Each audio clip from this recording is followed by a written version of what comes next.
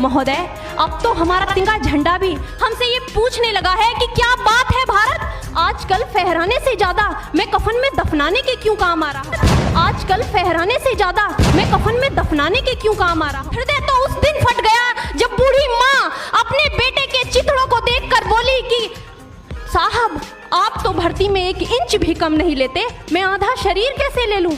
महोदय, आज इन मानवाधिकारों के कारण इन आतंकियों के बंगलों की आकाओं की नाकफनी हंसती है और शहीद हुए हमारे जवानों के आंगन की तुलसी रोती है। जब एक शहीद हुए जवान की विधवा की वेदना चीख चीख कर ये कहती है कि प्यार भी भरपूर गया, मांग का सिंदूर गया, नन्हे नौनिहालों की लंगोटियां चली गई, छोटी छोटी बेटियों की चोटियां चली गई और आपके लिए तो एक आदमी मरा है साहब, मेरे घर की तो रोटियां ही चली गई। अब मेरे घर की तो रोटियां ही चली गई। जल रहा है, आग लगी है सीने में, हुक्मरां सब व्यस्त हैं खून गरीब का पीने में, तो राम मंदिर या बाबरी का पक्ष नहीं मैं लाई हूं, घायल भारत चीख रहा है, चीख सुनाने आई हूं।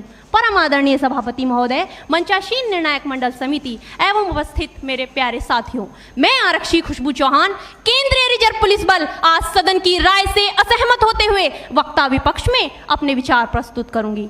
महोदय, दर्द हद से तब गुजरने लगता है जब मेरी आंखों के सामने ताज, पुलवामा, छत्तीसगढ़ में शहीद हुए जवानों के शत विशत अधजले शरीर के टुकड़े, रेत के टीलों से ऊपर जाती लाशों के ढेर और कश्मीर की खून से सनी लाल रंग की सड़कों के दृश्य सामने आते हैं।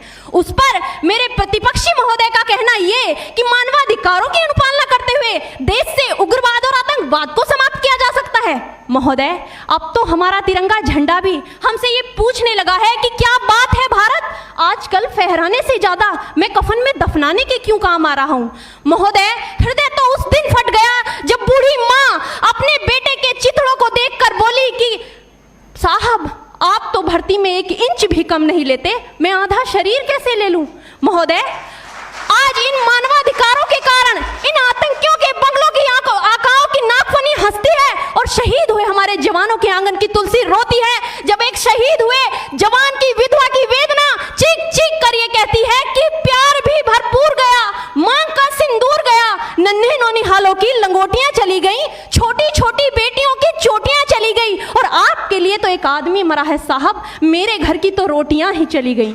महोदय, किसी भी युद्ध को जीतने के लिए पहल करना सबसे ज्यादा आवश्यक है, क्योंकि इतिहास गवाह है कि पहल करके बड़े बड़े युद्धों के परिणाम बदल दिए गए हैं। परंतु आज मानवाधिकारों के कारण हमारे देश के जवान इस कदर बंधे हुए हैं कि अपनी ड्यूटी पर खड़े होकर भी वो आज पहल करने से डरते हैं, क्योंकि महोदय, भविष्य में उन्हें कटघरे में खड़े होने का डर सता रहा होता है।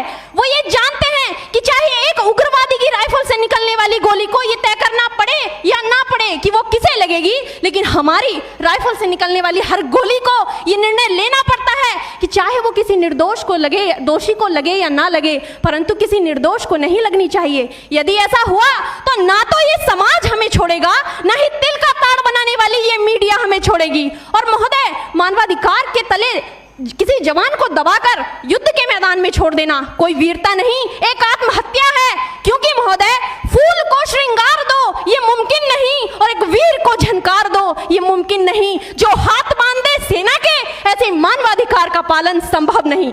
महोदय, आज सत्यनिष्ठा के मार्ग पर चलते हुए भी हमारे देश का जवान इन आतंकवादियों, इन पत्थरबाजों से डरता है, क्योंकि वो जानता है कि उसकी राइफल से निकलने वाली गोली अगर टारगेट को हिट नहीं भी करेगी तो भी 400 मीटर तक जाएगी, और यदि इस बीच वो किसी निर्दोष को लग गई तो महोदय, हमें अपनी नौकरी से हाथ तक धोना पड़ सकता है।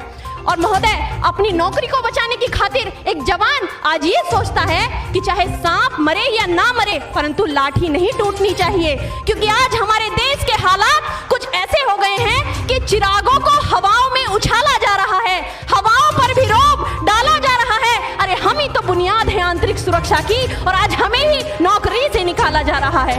महोदय, जब पुलवामा में 44 जवान शहीद हुए, छत्तीसगढ़ में 76 जवान शहीद हुए, तो कोई भी मानवाधिकार की दुहाई देने वाला हमारे पक्ष में आकर खड़ा नहीं हुआ। परंतु जब जेएनयू विश्वविद्यालय में एक देशद्रोही के द्वारा भारत तेरे टुकड़े होंगे, अफजल हम शर्मिंदा हैं जैसे देशद्रोही नारे लगते हैं, तो सारे मानवाधिकार के ज्ञाता आकर उसके पक्ष में खड़े हो जाते हैं। तभी तो क्या कहा था उस देशद्रोही ने कि तुम एक अफजल को